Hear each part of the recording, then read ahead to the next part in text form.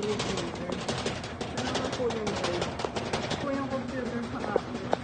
Ito naman po yung drive. Ito po yung supplies. Ito naman po yung DTF swap.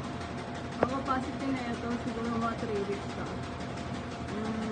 Ginagamit naman po ito sa kuwing na printer. Ito naman po yung Brilliant White. Ginagamit naman siya sa crayon.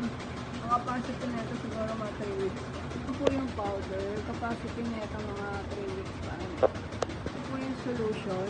Capacity na ito mga 1 buwan pa. Ito yung CMYK sa crayon. Siguro mga capacity na ito mga 2 to 3 weeks po. Ito yung CMYK sa Kowi printer.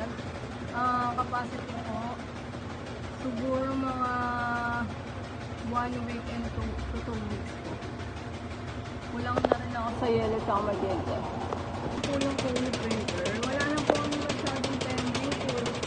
Brush containment na lang po sa store po yung pending namin.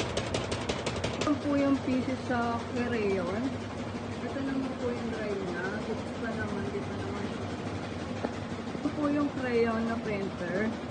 Sa ngayon po wala na pong piniprint. Pero kanina po meron pong katatapos lang po.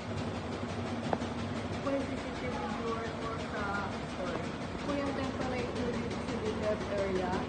Medyo mataas.